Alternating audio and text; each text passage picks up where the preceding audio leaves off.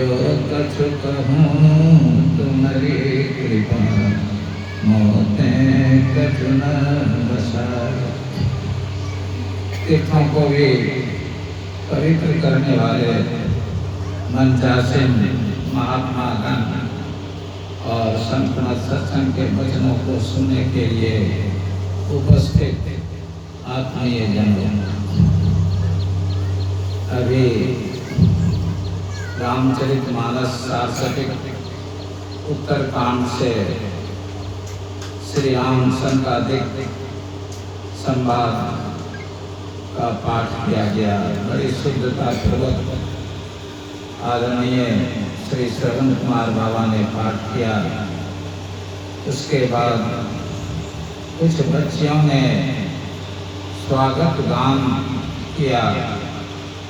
हमारे देश में अतिथियों को बड़ा आदर दिया जाता है। श्रद्धा के साथ, आदर के साथ अतिथि सत्कार किया जाता है। जिस घर से अतिथि अनादरित होकर लौट जाते हैं, उस घर के सदस्यों का पुण्य लेकर अतिथि चले जाते हैं और अपने पाप छोड़ जाते हैं। अगर एक आदमी आपकी प्रशंसा करें, गुणगान करें, तो आपको एक गुना लाभ होगा, एक गुना प्रसन्नता होगी। 7 लोग 10 लोग आपकी प्रशंसा करें मिलकर, तो 7 या 10 गुना आपको प्रसन्नता होगी। अभी 1-2 बच्चियों ने स्वागत गान नहीं गाया, 7 बच्चियों ने गुणगान गाया।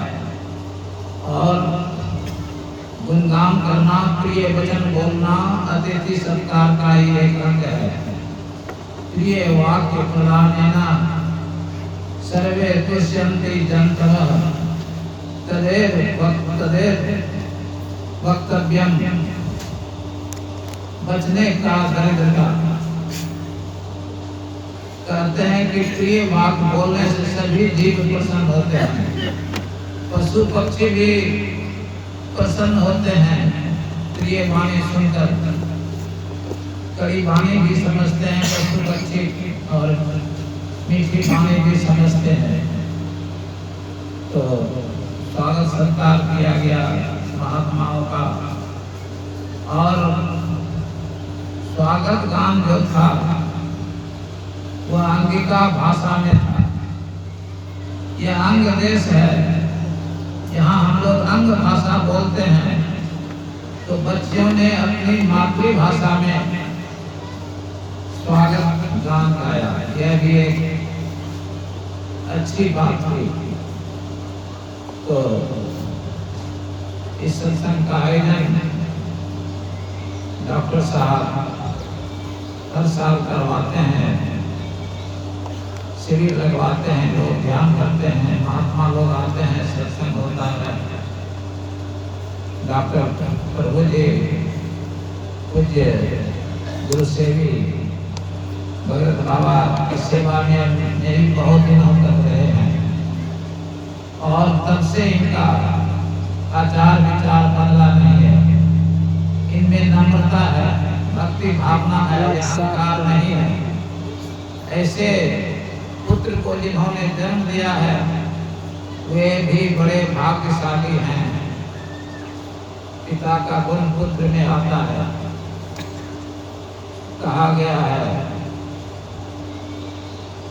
किम तया क्रियते धन्वा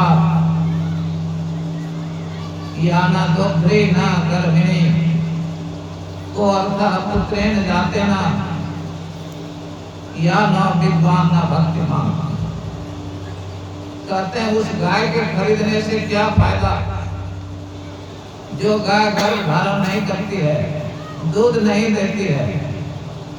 उस गाय के खरीदने से क्या लाभ, और उस पुत्र के पैदा करने से क्या लाभ जो न विद्वान हो न भक्तिमान हो। तो प्रभु जी भक्तिमान भी हैं, विद्वान भी हैं, समाज की सेवा कर रहे हैं, रोगियों का इलाज करते हैं। डॉक्टर की बड़ी प्रतिष्ठा होती है, घर घर में पैठ होती है, पूछ होती है। पैसा और प्रतिष्ठा दोनों मिलते हैं। सत्संग ध्यान की ओर भी रुचि है, ऐसा युवक समाज में मिलना मुश्किल। मैं प्रभु जी की प्रशंसा करता हूँ, इनके आचार विचार मिलनसारिता व्यवहारिकता बहुत प्रसन्नता प्रदान करती है। अभी रामचरितमानस सारस्वतिक से पाठ किया गया। रामचरितमानस सारस्वतिक गुरुदेव की टीका पुस्तक है। यह टीका पुस्तक अपने आप में अद्वितीय है। ऐसी टीका पुस्तक मानस पर आज तक नहीं लिखी गई है। वैसे स्वतः रामचरितमानस संसार में अद्वितीय ग्रंथ है।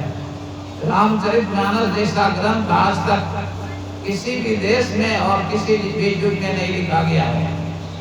वैसे वाल्मीकि जी की रामायण भी प्रसिद्ध है, लेकिन वह संस्कृत में है, क्षेत्रीय भाषा में नहीं है।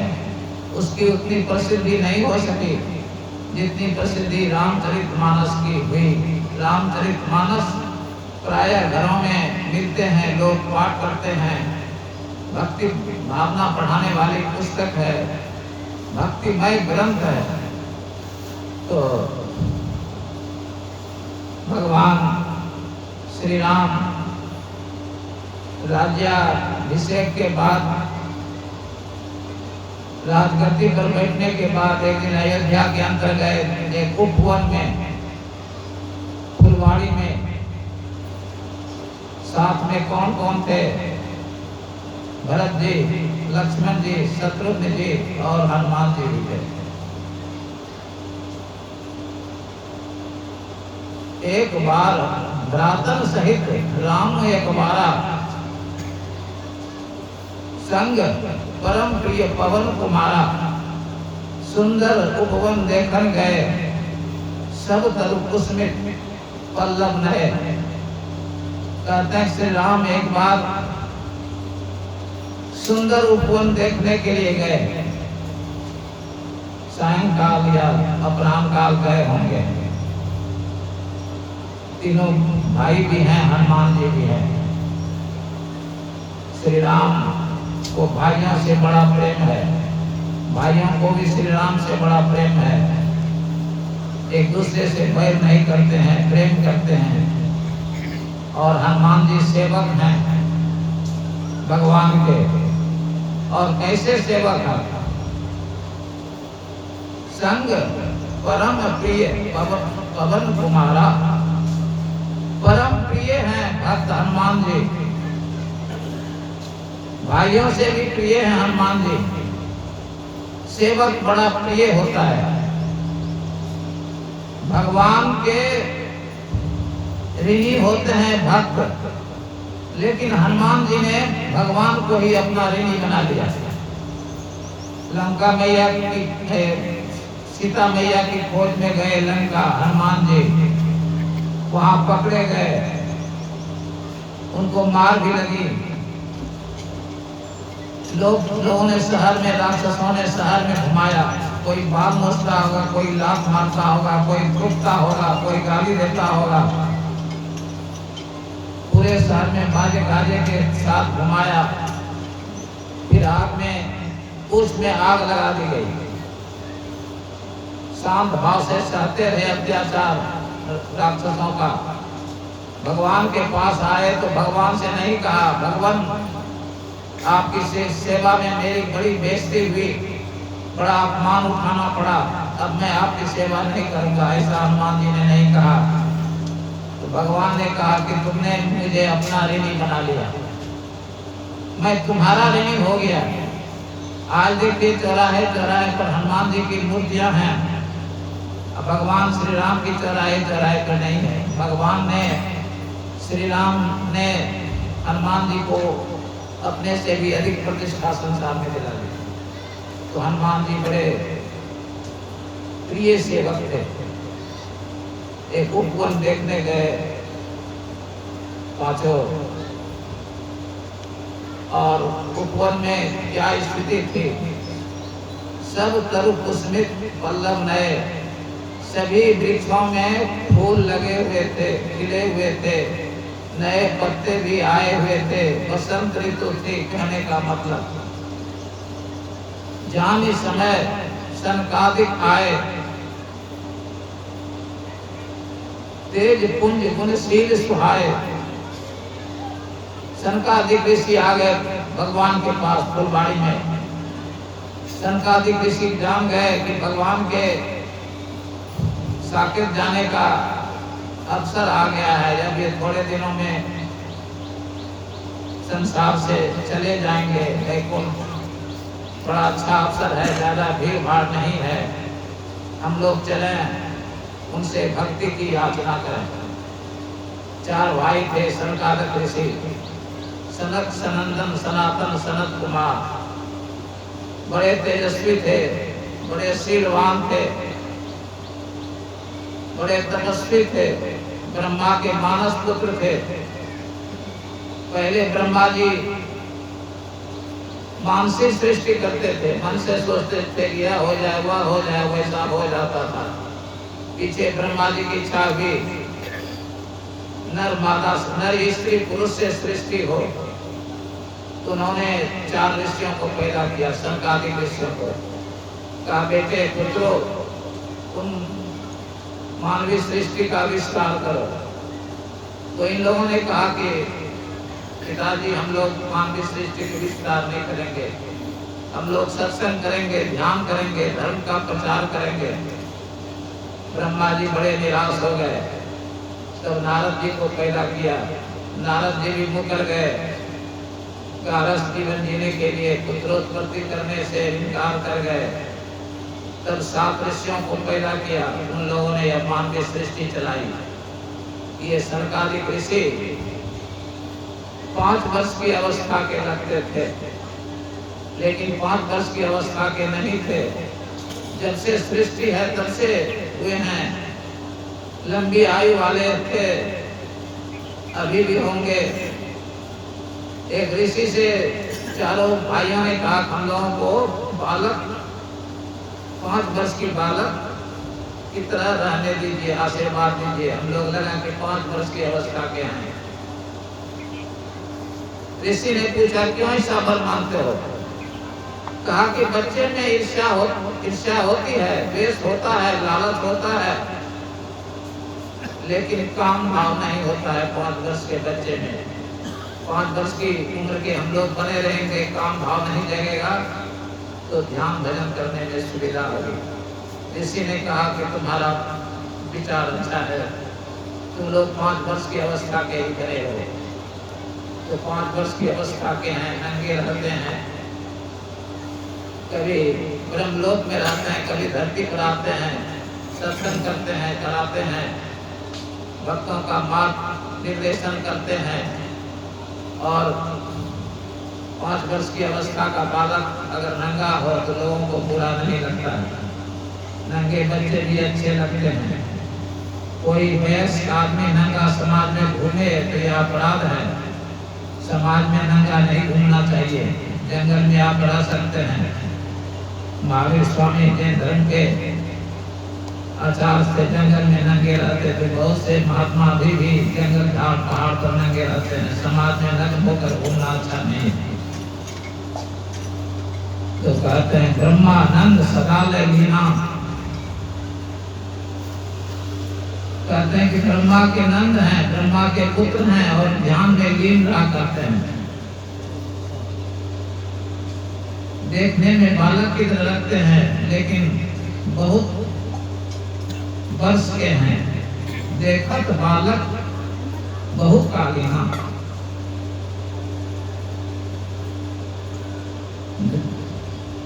धरे रूप चारियु बेला, समदर्शी मुनि विगत विभेदा। चारों भाई लगते हैं कि वेदों के स्वरूप हो, वेदों का ज्ञान हो। वेद में बताया गया क्या धर्म है, क्या अधर्म है, क्या सत्य है, क्या असत्य है, जीवन जीने की क्या कला है, सब कुछ वेद में भरा हुआ है। वेद सत्य ज्ञान की पुस्तक है। ये वेद की मूर्ति हैं, मतलब वेदों का ज्ञान रखते हैं, समदर्शी हैं, भेदभाव इनके हृदय में नहीं है, सबको समान दृष्टि से देखते हैं। आशा पसंद व्यसन या तिन्ही रघुपति चरित्र हो रही, दिशा ही इनका वस्त्र है, मतलब ये नग्न रहते हैं।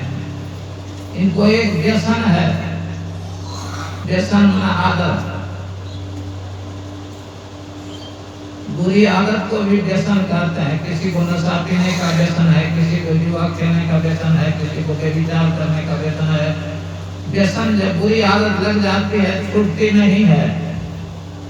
तो चारों भाइयों को एक नशा है, एक व्यसन है। क्या? जहाँ भगवान श्री राम के चरित्रों का गायन होता है, वर्णन होता है, वहाँ ये पहुँच जाते हैं। यह नहीं देखते हैं कि वक्ता कौन है, सभा में जाने से मेरी इज्जत होगी या नहीं होगी। नम्र भाव से जाकर बैठते हैं, राम कथा सुनते हैं, चाहे कोई कहे, एक बच्चा ही क्यों न कहे। राम कथा से इतना प्रेम होने से क्या लाभ होता है? बिनु सत्संग न हरि कथा, कहीं बिनु मोह न भाग, मोह गए बिनु राम पद होई न दिन राग। राम कथा सुनने से ज्ञान होता है, श्री राम के चरणों में अनुराग होता है, प्रेम होता है। भगवान के चरणों में प्रेम होने से भगवान द्रवित होते हैं, खुश होते हैं। भगवान जब खुश होंगे तो हमें अपनी भक्ति प्रदान करेंगे। तो राम कथा सुनना भक्ति प्राप्ति का साधन है। ये कहाँ से आए हुए हैं? सनकादिक ऋषि भगवान के पास रहे कहाँ सनकादि भवानी, जह घट संभव मुनिवर ज्ञानी। यह शिव भवानी का संवाद है। शिव जी भवानी को पार्वती मैया को संबोधित करके कह रहे हैं कि हे पार्वती, ये सनकादिक ऋषि कहाँ थे? अगस्त ऋषि के पास थे। अगस्त ऋषि पंचवटी में निवास करते थे। अगस्त ऋषि बड़े ऋषि थे, वेद मंत्रों की ये दृष्टा हैं। वशिष्ठ जी और अगस्त जी का जन्म एक साथ हुआ था घड़े में, और बड़े तेजस्वी ऋषि थे, घड़े से उत्पन्न हुए थे। इसलिए घट संभव कुंभज समुद्र को पी गए थे, समुद्र चुलुक कहलाए। दक्षिण भारत गए तो घर से लौटे नहीं। विंध्याचल पर्वत ऊपर उठ रहा था, समुद्र का सूर्य का मार्ग रोक रहा था। अगस्त जी गए, विंध्याचल से कहा, विंध्याचल से तुम झुक जाओ, उस पार जाना है। जब तक लौटे नहीं झुके रहना, झुका हुआ रहना। विंध्याचल झुक गया, पार कर गए। अगस्त जी दक्षिण भारत चले गए, वहाँ पंचवटी में रहते थे। फिर लौट कर नहीं आए, विंध्याचल झुका रह गया। भगवान श्री राम जंगल गए थे तो अगस्त ऋषि के आश्रम में गए थे और उनसे पूछा था जंगल में कहाँ रहे? कहा था पंचवटी में रहिए। पंचवटी में रहे, वहीं से सीता मैया का हरण हुआ था।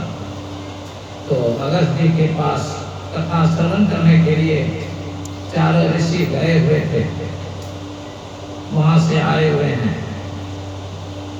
जहाँ घट संभव मुनिवर ज्ञानी, घट संभव जो घड़े से उत्पन्न हुए हैं, मुनियों में श्रेष्ठ हैं और ज्ञानी हैं। मुनिवर बहुविधि कथा बखानी, भगवान श्री राम की अनेक प्रकार की कथाएं कहें, अनेक प्रकार से, अनेक ढंग से। ज्ञान जोनि पावक जिमी अरणी, कहते हैं जिस तरह अरणी की लकड़ियों को रगड़ने से आग उत्पन्न होती है, उसी तरह राम कथा सुनने से ज्ञान की उत्पत्ति होती है, धर्म ज्ञान की उत्पत्ति होती है। जैसे ही भगवान ने देखा कि सनकादिक ऋषि आ रहे हैं, तैसे खड़े हो गए और दंडवत प्रणाम किया। आप कहिएगा कि यह वात्सल्य की बात है, शंकादिक ऋषि भक्त है भगवान के। भगवान ने ही भक्तों को प्रणाम किया, दंडवत प्रणाम। दंडवत प्रणाम साधारण प्रणाम नहीं है। प्रणाम 4 तरह से किया जाता है। रास्ते में कोई मित्र मिल गए, हाथ जोड़ लिया, मस्तक झुका दिया, प्रणाम भाई साहब। आगे और विशेष लोग मिल गए, सिर झुका दिया, हाथ जोड़ लिया, कमर भी झुका दी और मुंह से का प्रणाम कहता दिया। और आगे बढ़े कोई साधु महात्मा मिल गए, दोनों घुटने टेक दिए जमीन पर, शीश धरती से लगा दिया, हाथ जोड़ लिया, कहा प्रणाम बाबा, आपके दर्शन हो गए, मेरी यात्रा सफल हो गई, मेरा भाग्य आपके दर्शन हुए। यदि गुरु ही मिल गए रास्ते में, भीड़ भाड़ में, कहीं भी कीचड़ है, कुछ है, चरणों पर लाठी की तरह गिर गए, तो यह सबसे बढ़िया प्रणाम है। इसको दंडवत प्रणाम कहते हैं, इसको साष्टांग प्रणाम कहते हैं। 8 अंगों से प्रणाम करना साष्टांग प्रणाम है। सिर, हाथ, छाती, घुटना, पैर, मन, दृष्टि, वाणी, इन 8 अंगों से प्रणाम करना साष्टांग प्रणाम कहलाता है। भगवान ने साष्टांग प्रणाम किया, किस लिए? लौकिक व्यवहार दिखला रहे हैं कि मैं राजपूत हूँ, क्षत्रिय हूँ, आप ब्रह्मा के पुत्र हैं, ब्राह्मण हैं, ब्राह्मण से छोटा होता है क्षत्रिय।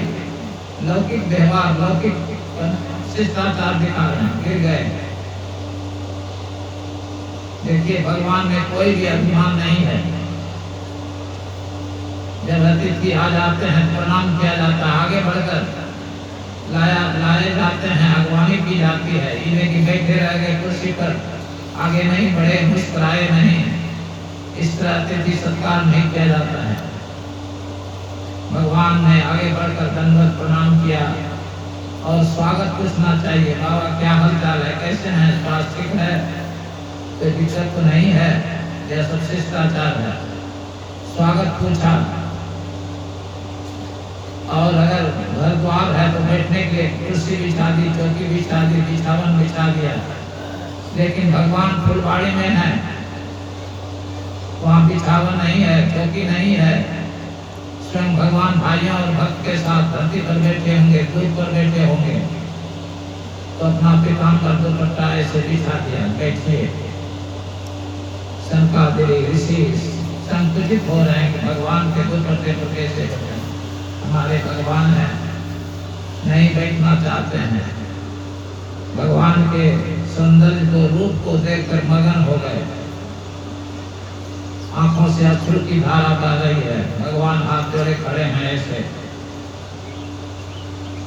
फिर हाथ पकड़कर बिठाया, बैठिए। बहुत कहने पर बैठे होंगे। कर गही प्रभु मुनिवर बैठारे, परम मनोहर वचन उचारे। हाथ पकड़कर दुपट्टे पर बिछाया, हाथ पकड़ के बिठाना, आदर करना। फिर परम मनोहर वचन उचारे, बहुत सुंदर वचन उच्चारण किया श्री राम ने। क्या? आज धन्य मैं सुनहु मुनीसा, तुम्हारे दरस जाहि अक्तिसा। हे मुनीश, हे मुनिश्रेष्ठ, हे संत, आज मेरा बड़ा भाग्य है। वचन से भी सत्कार करना चाहिए। आपके घर अतिथि आ जाएं, कुछ न बोलें तो भाग जाएंगे। वचन के द्वारा सबसे अच्छा सत्कार होता है कि घर वाले बातचीत भी नहीं करते, कहते हैं आप मेरा बड़ा भाग्य है, आप जैसे संतों के दर्शन से पाप नष्ट हो जाते हैं। संत दर्श निपा करते रहिए। फिर कह रहे हैं बड़े भाग पाइए सत्संगा, बिना ही प्रयास होई भव भंगा। बड़े भाग से संतों का संग मिलता है, और संतों का संग मिलने से जन्म मरण का चक्र छूट जाता है। 2 तरह से संत मिलते हैं, एक ईश्वर की कृपा से, बिनु सत्संग विवेक न होई, राम की कृपा में सुलभ न सोई।